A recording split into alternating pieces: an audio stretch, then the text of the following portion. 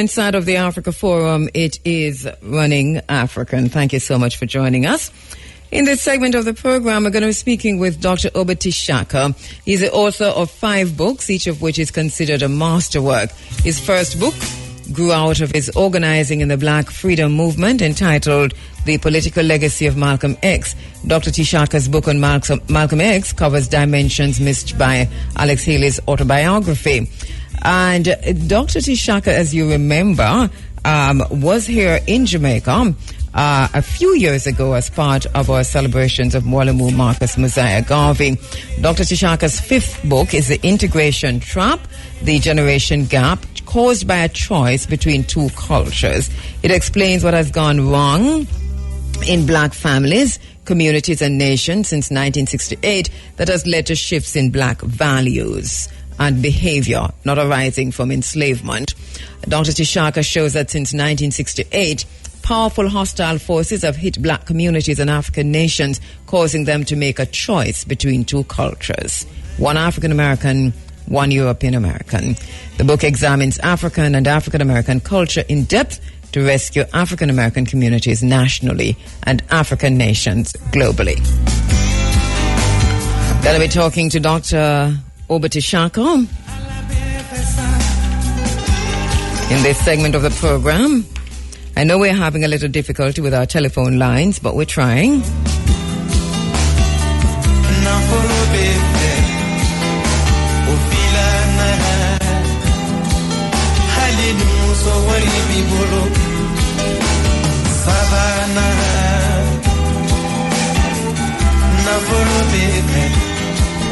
All right, let me go to the phone lines where brother. I'm on. Can you hear me? Oh, brilliant. Dr. Obati Shaka, my brother. Thank you so much. It is such a pleasure hearing your voice and talking to you this morning. Same here. It was one of the greatest pleasures of my life to address your Marcus Garvey Day celebrations in 2014. Yes. That was my first master. It was 2014. That's true. Right. And wow, what a day that was. Thank you so much for that. And then again, for just being you, the work that you have done, the body of work that you have, that African people, younger people, older people can go to, draw on, and understand the times that we are in the word of, I know somebody who you admire so much, Dr. John Henry Clark, that history is not everything, but what it tells us, it's a clock, what time we are in, and what are we supposed to do and how we're supposed to do it, you know. So thank you so much. Yeah, he was one of my masters. I studied under him for many years, and I interviewed him the last 8 months of his life for a book I'm finishing now on Seba, which is the Kemetic word for bringing the light that is within out. It's a mastery system, and I interviewed him on the masters in his life, along with 5 other masters. So, he was a great man and a great human being. His character was as great as his wisdom. Of course. Wow. We admire him so much here and study him extensively also in this space. Dr.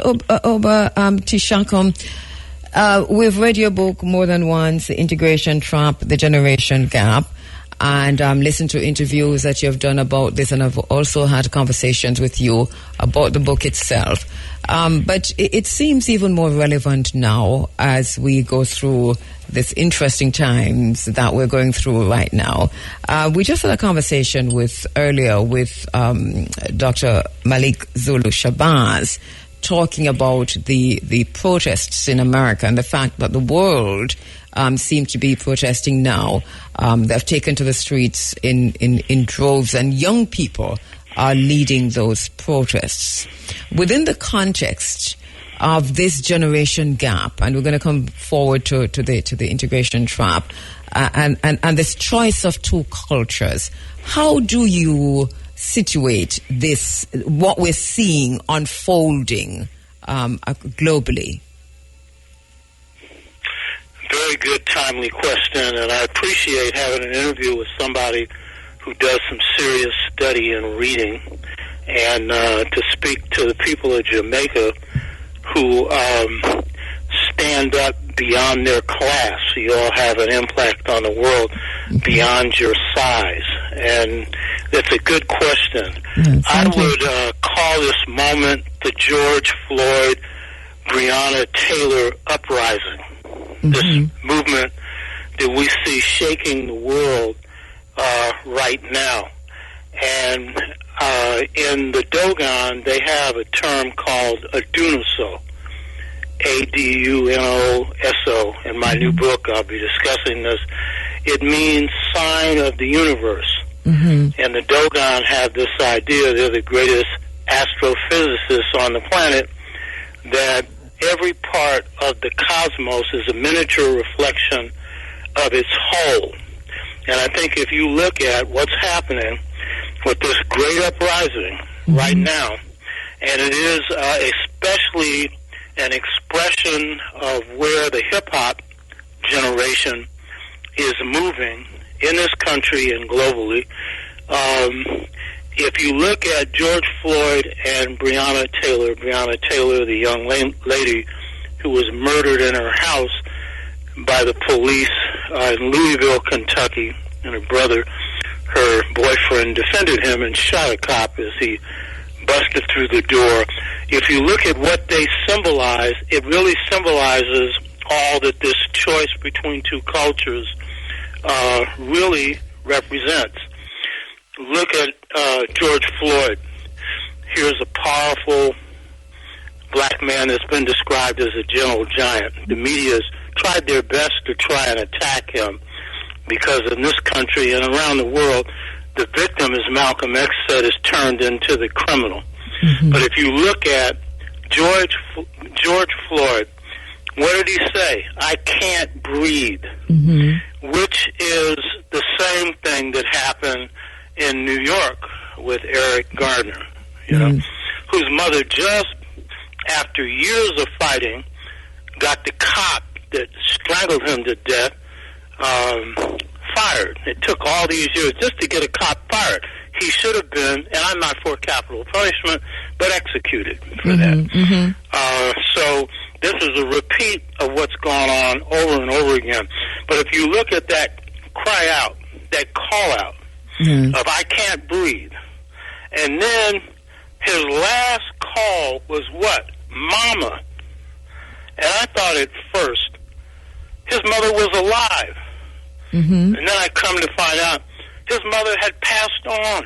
Yes. And if you look at anything is everything, because this is a formulation I've come up with in Dogon thought, everything God creates, the part is a whole.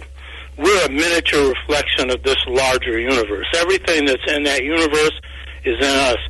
Everything that's in George Floyd is an expression of the best features of this culture, because in calling on his mother, he was calling on the thing that sustains us most, our mothers. And at a time in which black families have been busted up, black women have held up the strength of our people.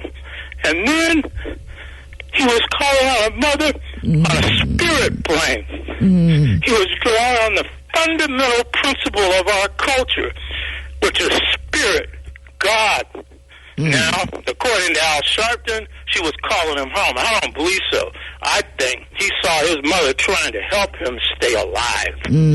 But the key point is, this generation, the hip-hop generation, has been hit by forces more complex, and this is globally as well, than any forces we've ever been hit with before. Deindustrialization in the United States that did more to bust up black families by taking away good-paying industrial jobs, and in its place, service jobs, which for the average black worker in this country meant working at McDonald's, at Burger King, and therefore you couldn't support a family. So black families that had 75% two-parent households from 1865 to 1968 now have 34% two-parent households. And so what we've seen, and so if you look at George Floyd, had he been born in my generation, at my time, like my father, who was a waterfront worker who had no education but could support his family with it. Mm-hmm. He was having to shift from job to job that paid nothing as a security job. So as a security man, because he's big and everything, and so they could pay him $12 an hour, he could protect other people while the cops could snuff his life away. Or if you look at Breonna Taylor, here is a beautiful young lady who is working in hospitals in the midst of this pandemic, risking her life, which is symbolic of what black people do, saving other people's lives while our lives are being snuffed out. So if we look at the very microcosm of what's happening right now with what I call the George Floyd, Breonna Taylor uprising, this is the microcosm of the whole thing. The well has spilled over. They are symbolic of something much, much bigger, an uprising of 50 states that is spread all over the world. What this says is, while there's a choice between two cultures, and we'll get into what this means more, the hip-hop generation has made a firm decision to make the right cultural choice. And they've been caught in traps, drug traps, prison industrial complex traps, all these things that have done everything to shift the culture away from Africa, away from what I call new African culture, which is African American culture, because in the Caribbean, y'all are majority on those islands. I'm married to a sister from the Caribbean, Pam Hurley Tashaka, who I met in the UK. Yes. Speaking at an anniversary of the 5th Pan-African Congress. Y'all, as one of your great historians said, Eric Williams, you dropped your culture. African culture was dropped in the Caribbean, but in the United States, and so you were 97% of most of those islands after they had wiped out the native people. Here, while they're wiping out the native people, the whites come in as settlers, and so we have a more difficult struggle to recreate culture. So I call it a new African culture because it's based on the fundamental principles of African culture with new additions.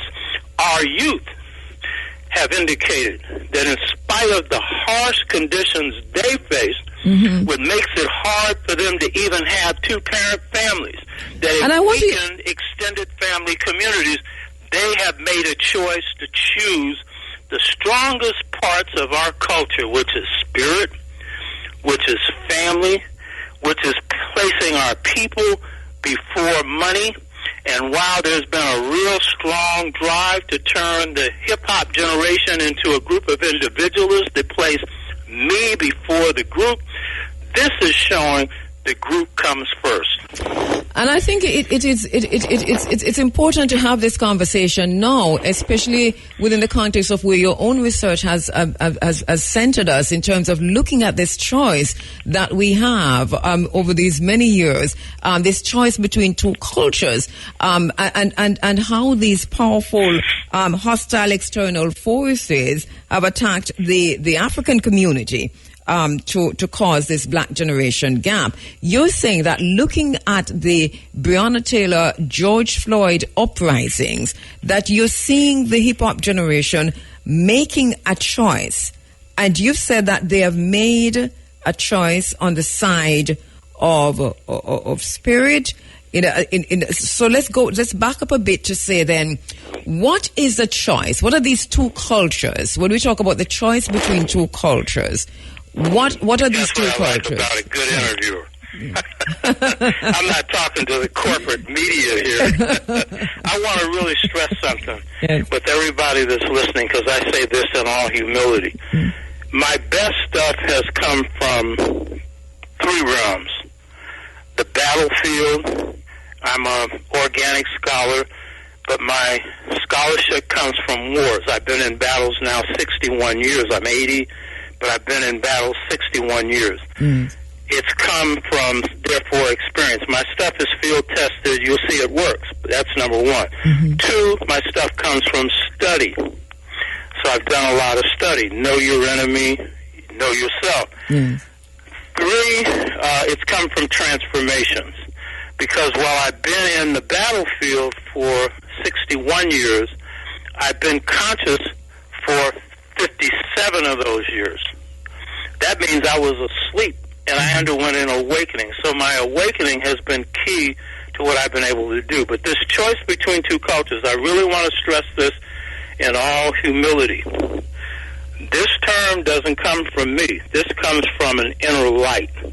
I won't go into the details because I want to spend more time on the main thing. Another time we could talk about the details. But the key point is my best ideas have come through piping into God's mind, or as George Washington Carver said, thinking God's thoughts. That term, a choice between two cultures, because when I have this experience, when I don't know an answer to something, and I didn't understand why things were crumbling in our community so fast, I've seen a light. That light doesn't talk. It's telepathic. And that came from God, a choice between two cultures. And over time, I've come to see, in the beginning, I saw what it meant for Afro-America. So what does it mean? It means that the powerful external forces have hit our community. I'll identify some in a minute. That it put our people in a position of choosing between two cultures. I want to point out, very often not consciously choosing. We're not aware of this very often. But the choice between two cultures is between this African and African-American culture that we forged in this country and Euro-American culture. And so when we see, for example, one of the big shifts in the hip-hop generation, that this uprising, this George Floyd, Breonna Taylor uprising, is manifesting in its positive force, in its positive level, one of the biggest shifts in culture among the youth has been between individualism and the group. The older black generation of the black freedom movement and earlier have generally said that the group, when asked which comes first, the individual or the group, the overwhelming majority say the group first. But the overwhelming majority of hip-hop youth have said the individual first. And when it's come to values, the material values have tended, when asked, hip-hop generation has often said the material thing is first. But what this uprising indicates is when pushed to the wall, it's the other side. So this choice between two cultures inside this country has meant that.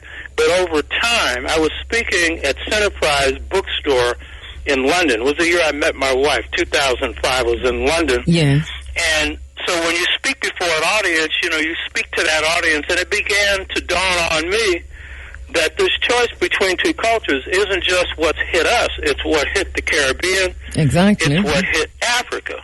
And so what are some of these forces that have put us in this position? And we can see it. I'll identify two big ones, and then there's some others, actually three.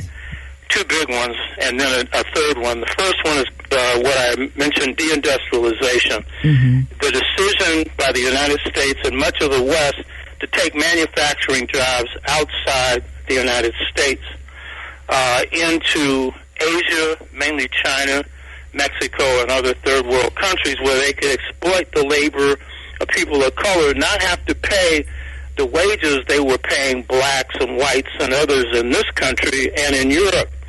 And what this did in this country is take black families from two-parent households from 1865 to 1968 to one-parent households, 34%, from 75% to 34% today.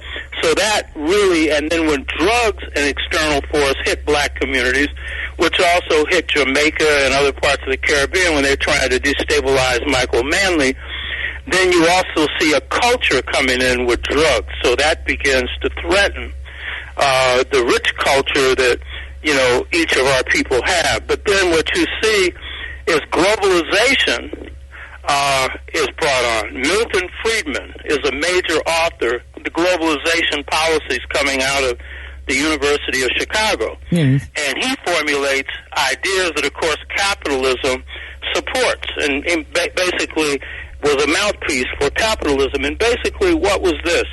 It was simply saying that everything they could grab their hands on, corporations, capitalism could grab their hands on, should be privatized, turned over to the looters of this world. Right now, 6 people on the planet have the wealth of half of the planet. Mm-hmm. Part of what you see with this George Floyd, Breonna Taylor uprising is an uprising against a system. And so you see demands coming out, Black Lives Matter and other groups, they're saying they want police budgets trimmed down. They want them cut. And so in Los Angeles, the city council has passed a resolution telling the mayor they want $150 million cut out of the police budget and put into housing, put into education, put in for poor people. So these forces of Milton Friedman, these forces are applied in Chile, and they're applied in other parts of the world where they're able to overthrow governments. Mm-hmm. And in overthrowing the government of Allende in Chile, everything gets privatized. That is an experiment for bringing it back to the United States, mm-hmm. where now we see charter schools eating up the budgets of public schools, and most of that money is going into the pockets of big business, while teachers are not being paid and black children are being miseducated. Mm-hmm. So this is a powerful force that increases poverty. But the other powerful force that has hit black communities, and this one doesn't appear to be one that would have an effect on us, is the creation of the national security state. Mm-hmm. And the national security state was created in 1947 through NSC, National Security Council Order 68. This was a secret act initiated by the Truman administration and not revealed until the 1970s. Mm-hmm. And what this did, at the end of World War II, when America had no enemies in sight, when Russia had saved the United States and Europe from Nazism and lost 27 million people, they had decided to turn Russia into the new enemy, because superpowers need an enemy to rally their people behind. And so, at a time in which the American military should have been disbanded, when America had no enemies that faced them, they continued the draft, and what they began to do was to build up a military budget on the myth that the Russians are coming. And you had, I live on a street here where the corner of the house, the biggest house on the corner, was built by Chinese American. Mm-hmm. He has a bomb shelter in his house. As if a bomb shelter would have done any good, and as if the Russians going to drop a bomb on you. Any country that has a nuclear weapon ain't dropping one on another one. The mm-hmm. Japanese didn't have one. That's why they got one dropped on them. Mm-hmm. So the key point is, the military-industrial system now in the United States, the American budget, $734 billion goes to the military, when the only communist country really left is China, even though the Chinese claim to be, they're operating on a market capitalist economy. So what does this mean for us?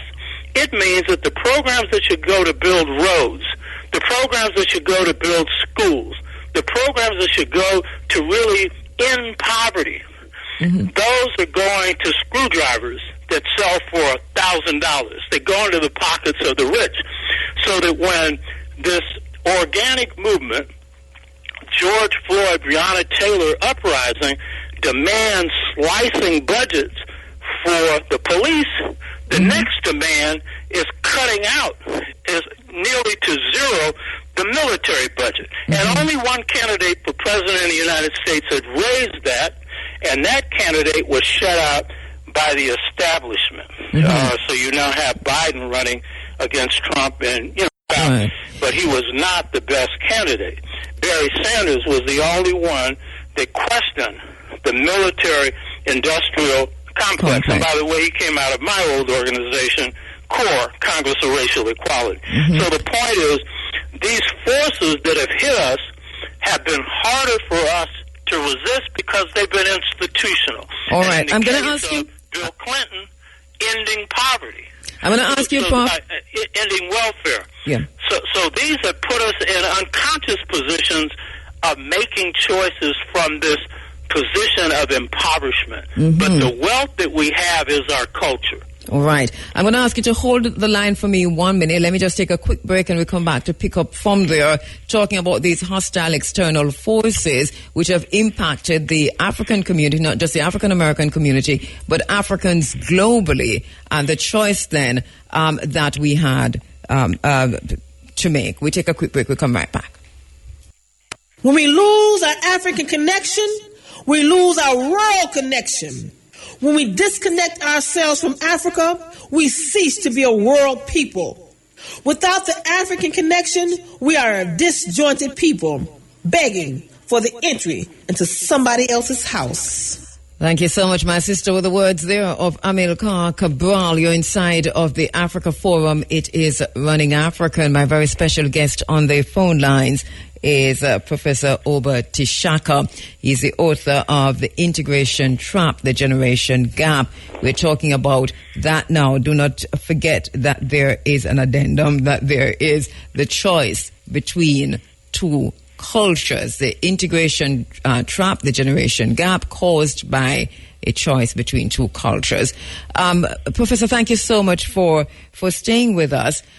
You just outlined the powerful hostile external forces. You said there are more, but that there are three main ones which you've outlined, inclusive of the industrialization, jobs leaving the black communities, and what that did to the black families. You also talked about the national security state, and I'm missing one. Yes, you gave us three. But in essence, basically, these hostile external forces that you have outlined for us, you've said that these are some of the main reasons why the black family was weakened, and the impact it had, especially on the hip-hop generation. Now, I want to take us to the next step then, to say, so what was the main choice? Was it the choice then of two distinct choices, or were there a multidimensional, multifaceted, choices that persons had, but two main one that could be streamlined under, say, two headings? Yeah, what I really want to say is, because as I look at this, because when you pipe into God's mind is holistic. And so what I've observed, for example, in African philosophy has tried to draw from this whole mind. And so within anything is everything. So every small part of the cosmos contains everything. A human being is a miniature reflection of the cosmos. So what I would say is, as I began to look at this in a broader sense, I was talking at Centerprise Bookstore, I began to see how this impacted Jamaica, the Caribbean, how this impacted Africa. And now I'm seeing how these choices impact whites in this country and whites in Europe. So this is an error of a choice between two cultures, all right. particularly for us, because we have a culture to choose from. For whites, they're put in a bind because their culture is driving them into the ground, particularly in this country, because deindustrialization impoverished the Rust Belt. Right. And so the Rust Belt are the places where factories used to exist. They've gone, and that's where now life expectancies have been reduced by 5 years in the U.S. and 5 years in Britain. And it is a major reason why Donald Trump's in office and why Boris Johnson is in office. It's not only racism, it's also hard times. Now, is this a choice between two cultures, or is it multiple things going on? It is mainly a choice between two cultures. And here's the problem. I was speaking at a junior high school, at a junior college in Oakland, Laney College, about 4 years ago. And a student made this comment. Okay, this is a choice between two cultures. How am I going to choose between two cultures when I don't even know my own culture? I don't even know if I have one. Now, in Jamaica, that's not going to be such an issue. But here, we have a popular assumption that slavery destroyed African-American culture. We have a lot of blacks, including a lot of black scholars, that run around saying that. And there's truth to it. Yes, we don't speak the language we spoke in Africa, but we speak Ebonics. It's African-based Niger-Congo Bantu language. You know what I mean? Mm-hmm. We don't have this full-blown African religion because wherever you had Protestantism, it didn't stand up the same way as it did in Catholic countries. So in Jamaica or Barbados or here, while you have Obia, you have other things that are very African, you also have this Protestant stuff. But if you look at the nature of what blacks call religion in these places, it is fundamentally African, and it's got a spirit base and a spirit foundation to it. So the key point is, in the United States, while our scholars have been right, that we face this great attack on our culture, our people fought back and created a new African culture and then did something that the whites have not done in this country, created an art form. Mm-hmm. And the art form is the highest form of our culture because the drum was outlawed here, whereas the African drum, where they couldn't do it in the Caribbean, we invested more in our music. And so our music represents the highest plane of our culture. Mm-hmm. Malcolm X was a jazz thinker. Martin Luther King was a gospel thinker. You know what I mean? I don't care what our creative people are. Mm-hmm. They're drawing from music as the highest form. So one of the key problems we have in identifying or making a choice between two cultures is being clear about what this culture is. We live this culture, so it's inside of us. Yes. But very often, because of the way we've been whipped down here, mm-hmm. we've often led to believe that, well, they took it from us. Amilcar Cabral said this: the only way, and he was the greatest leader in the 20th century, mm-hmm. led the liberation movement in Guinea-Bissau, Cape Verde. Greatest, mm-hmm. he was the clearest thinker, best organizer, and he had undergone a transformation of the mind. Mm-hmm. He said the liberation movement's an act of culture. Mm-hmm. Then he said, you measure a people's chance for achieving liberation by how different their culture is from the culture of the oppressor. And then he made another observation. He said, most liberation movements are not conscious that they are expressions of culture. Mm-hmm. All of them are to a point. Like, we knew that when, we had the Montgomery bus boycott, that church culture was up there strong. Yes. But we didn't understand, for example, in African-American culture, we have an ethos. Mm-hmm. The Chinese have an ethos. The Americans have an ethos. My wife was sitting on the porch before we were married, Caribbean lady, very heavy. She's been inside and outside, born in Britain, raised in Barbados, spent 21 years in New York, and then 21 years when I met her in London. Mm-hmm. So she had an insider-outsider view, and she said, the African-American has an ethos distinct from any other African on the planet. It wasn't an attack, it was an observation. Yes. And because I'm inside, I hadn't looked at it that way. And I said, I knew I had a heavy woman already. I ain't going with no woman that ain't smart. But I said, ooh. And then I started thinking, what's our ethos? Yes. Then I started looking at the ethos of other people. I want to say this about the Euro-American. Mm. We know white supremacy, and that's a part of it. But their ethos is arbitrary power. What they love most, and this isn't just them, this is the European in general. They have the same ethos. Whoever has power does whatever they want to with it. And that's basically what globalization represented. Mm-hmm. When Milton Friedman comes up with his idea that everything needs to be privatized, so you get structural adjustment in Africa. So they come in telling African states, oh, it will be good for you to sell us your water. We can manage water better. No, they wanted water because it's an essential service. They'll make money off of it. Mm-hmm. Nobody should have to pay for water. That's an essential element of life. So, globalization impoverished Africa, impoverished the Caribbean. You all had tariffs that protected your industries.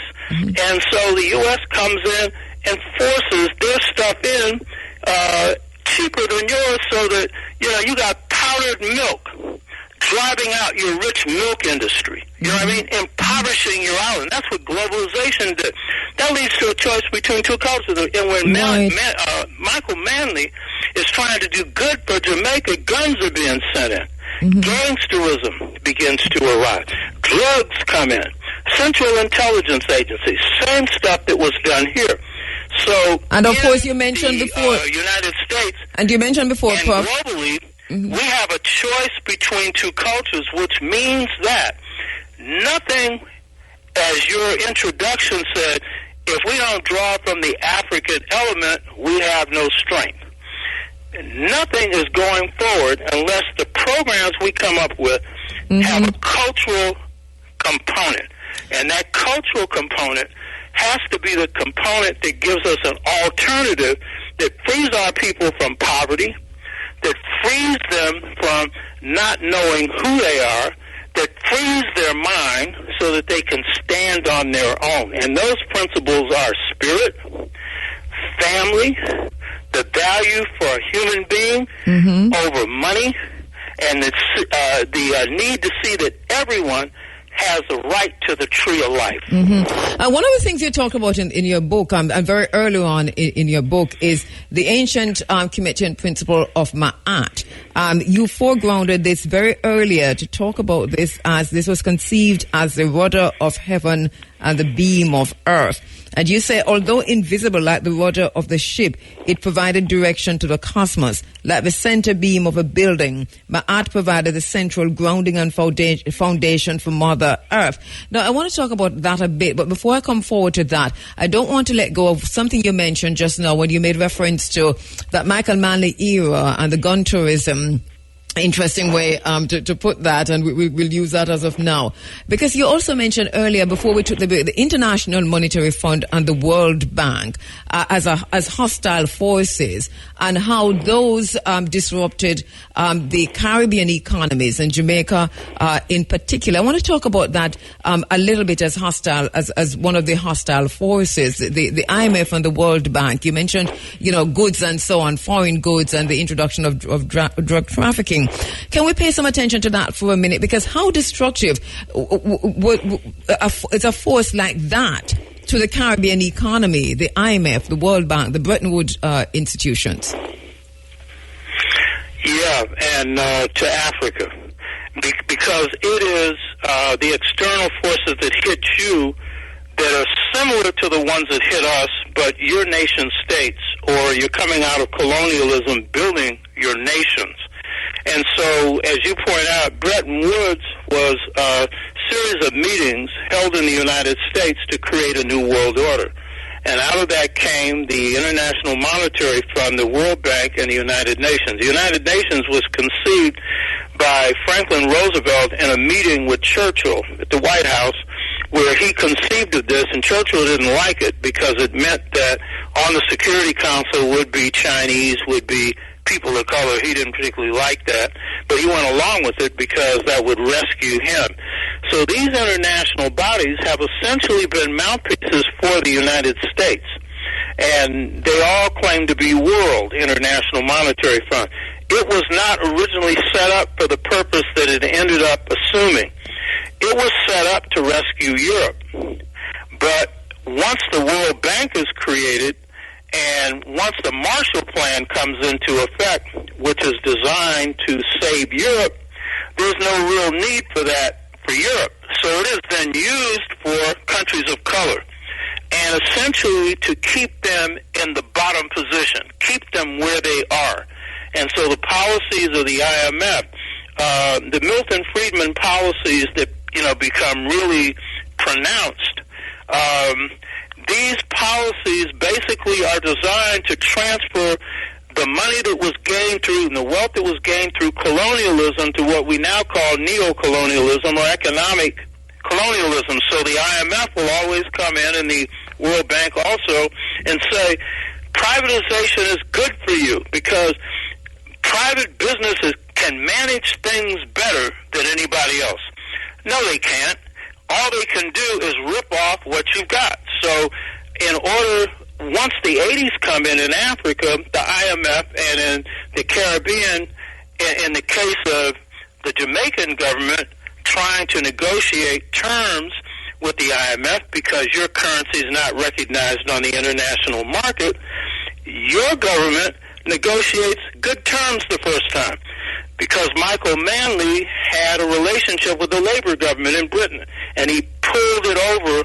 That is, he pulled the wool over the eyes of the IMF. They were angry. The second time he came back, they stuck it to him, and every time after that. And so what you saw is your currency devalued, your industry shut down so that U.S. business could come in and take it over. Clinton does the same thing to Haiti. Clinton comes from the state of Arkansas, and he always confesses, I did this, I'm sorry. No, you did it, and you're not sorry. And what did he do? Because rice is a main export item coming from his state, Arkansas, what they do is, in those tariffs, that the taxes that protect Haitian rice drive the Haitian rice out of business because American rice comes in subsidized by the government. Now they say government's not good, but government's good for America, but it's not good for the rest of the world. It's good for big business. So this drives the Haitians into starvation.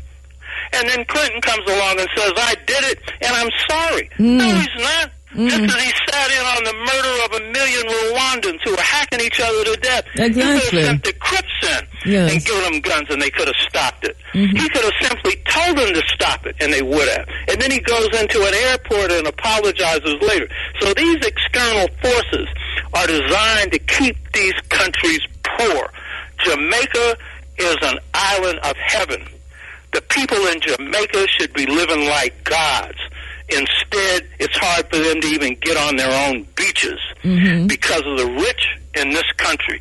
Just as now, everything that's tried out through globalization, IMF and stuff, is brought back. As Angela Davis said, they come for me in the morning, they come for you in the afternoon.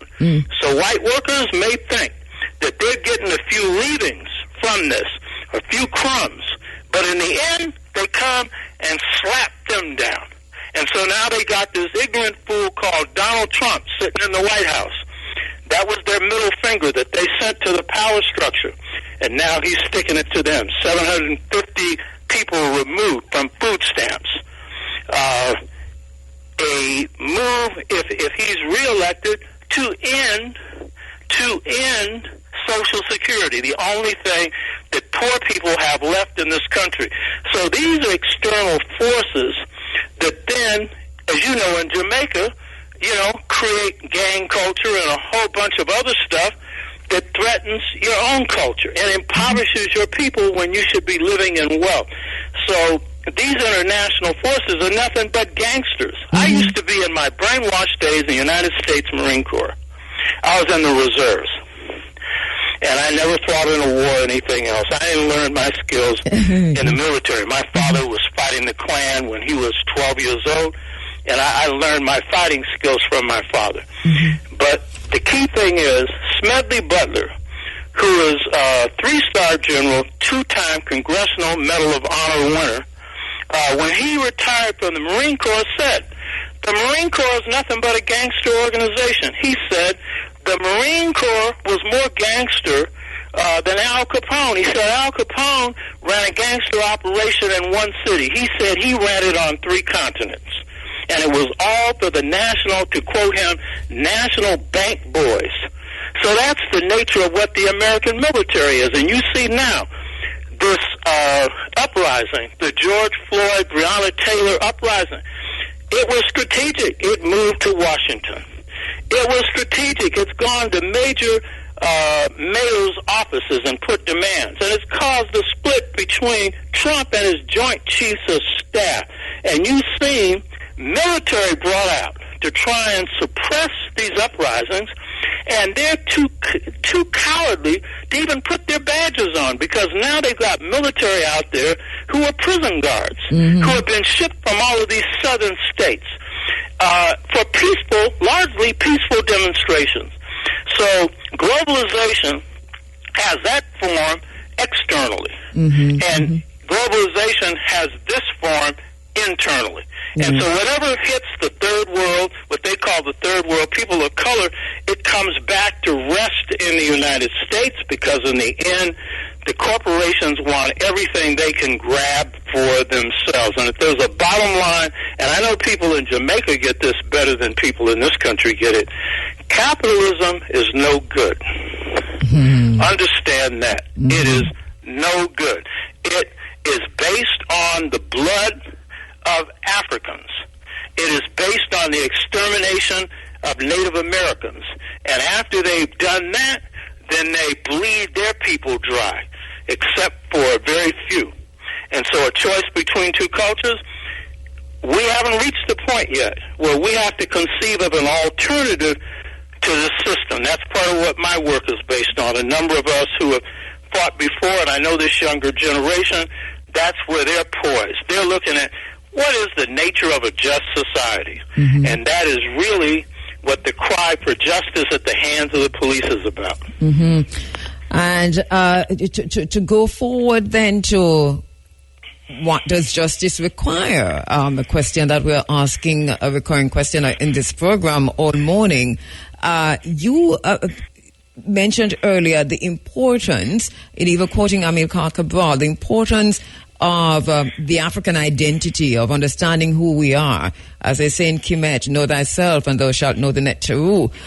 You point out in your book that African liberation in the United States, and I dare say in the African diaspora, demands that Africans achieve organizational power. And you're saying this must be done block by block.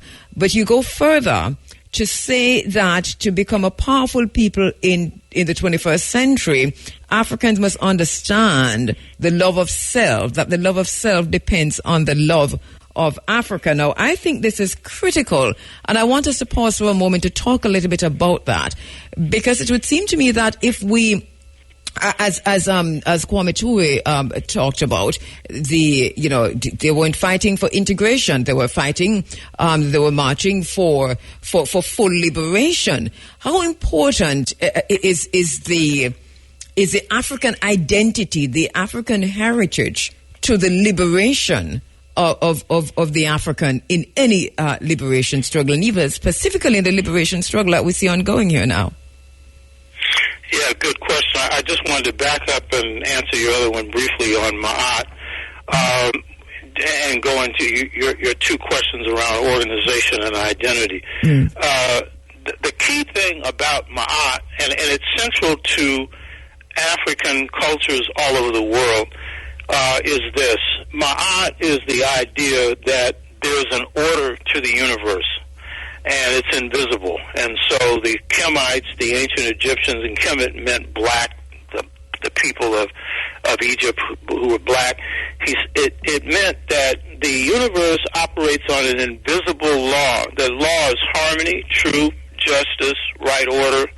And as you said, the rudder of heaven, the beam of earth, it's the invisible, the rudder that gives direction to a ship, the invisible direction of the universe. It is the beam, it's a central part of the earth. It stabilizes the earth. Black people will often not use the word ma'at, but our parents basically raise us to be truthful. Yes. So that's real key. Now, also, for us, Ma'at isn't just a series of things that we ran off, harmony, truth, justice, right order. Ma'at is summarized in one sentence: speak truth, do truth. Ma'at is living the principles you believe. This earth is out of balance, much bigger even than just the immediate issues of the George Floyd, Breonna Taylor uprising, is what's underneath it, because it's much more than just I can't breathe. There's much more than killing us by the police. It's how the system's killing us, and how this system is now throwing the planet out of balance. And so Ma'at, we have to figure out how to restore that balance, and that means going back to some just principles. Now, going to your question of organization and freeing the mind or identity, I'd say this. To the extent that our liberation movements have been strong, or to the extent that our leaders have been strong, wherever we have really seen strength and resistance, it can be measured by the degree to which those leaders or members have undergone a transformation of consciousness. A Malcolm X, an Emil Carter Brawl, an Ella Baker, a Fannie Lou Hamer, a lot of these young Black Lives Matter, and when I use that term, that's bigger than the organization, this movement, the best of them have mirrored a transformation of consciousness that gets us to a point where we have a deep love and knowledge of ourself.